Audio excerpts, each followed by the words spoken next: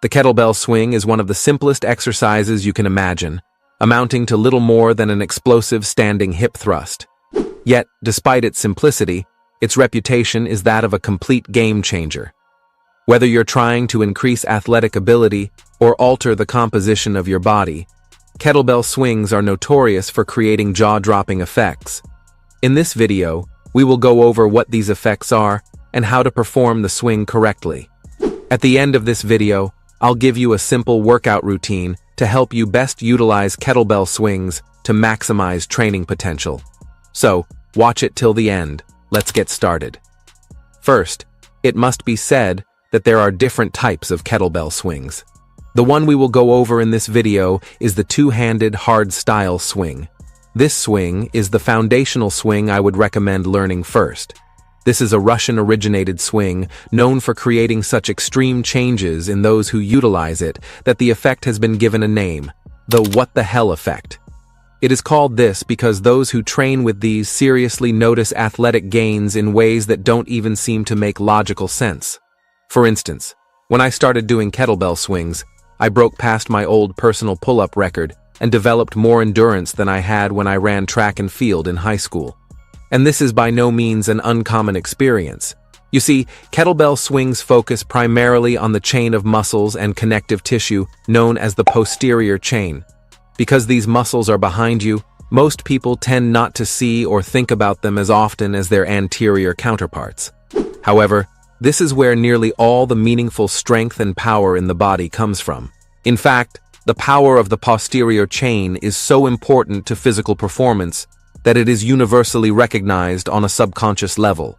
All humans and animals instinctively recognize when another animal is prepared to attack because they lower their body and preload the posterior chain, preparing to explode forward into action if needed.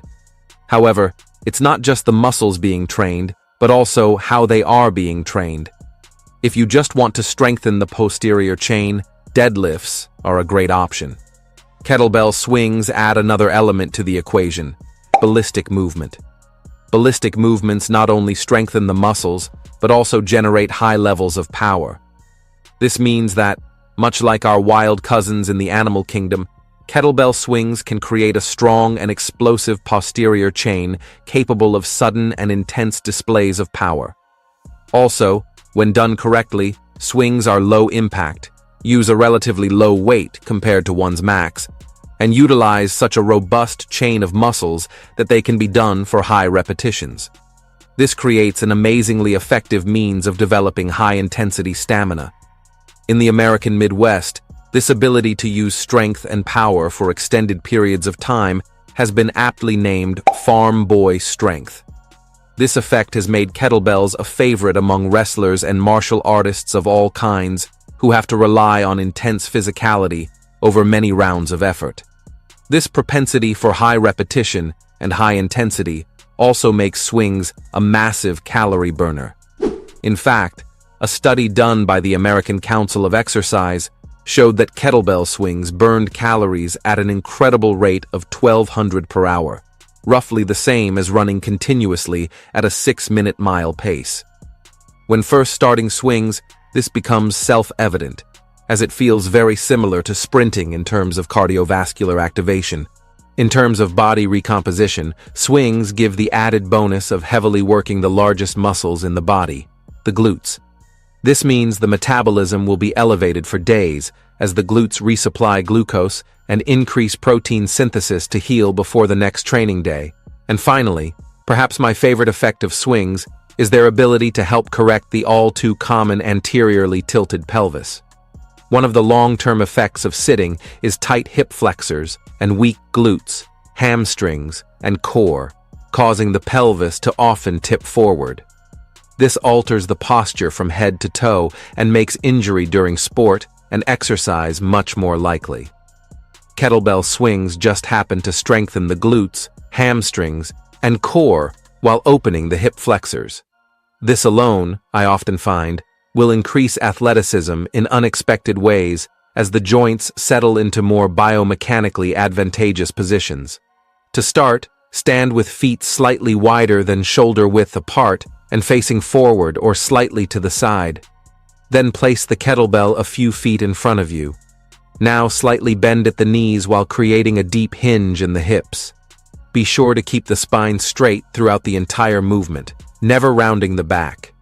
Now put both hands on the handle of the kettlebell and pack the shoulder blades into the back by activating the rhomboids and the lats. Next, hike the kettlebell back like you were hiking a football. Bring the kettlebell between the legs until the wrists reach the thighs. Then, thrust the hips forward powerfully as you raise up into a tall stance, launching the kettlebell forward with the power of the hips. The arms and shoulders themselves never actually pull the kettlebell up. Instead, they simply relax and keep hold of the kettlebell as the momentum from the hip thrust lifts the weight into the air. Breathe out forcefully as you thrust the hips, and near the top of the movement, contract the glutes and the abdominals. The goal is to create enough force to float the kettlebell up to about chest height. Once it reaches this height, let it fall back down as you breathe in, and allow the arms to smoothly guide the kettlebell back between the thighs. When the wrists have reached the thighs, contract the glutes again and powerfully extend the hips as you breathe out to perform the next repetition. Be sure to drive through the heels and be careful not to make this a squat. The movement should be mostly in the hips and very little in the knees. Here's an example of a common HIIT-style kettlebell swing workout. However, if you're new to the swing, I would recommend starting with something simpler to learn the skill and adapt to the exercise first, like 3 sets of 10 reps, 3 times a week, with a minute or 2 breaks between sets. That's all for today. If you enjoyed the video, be sure to hit the like button and subscribe to the channel. See you soon.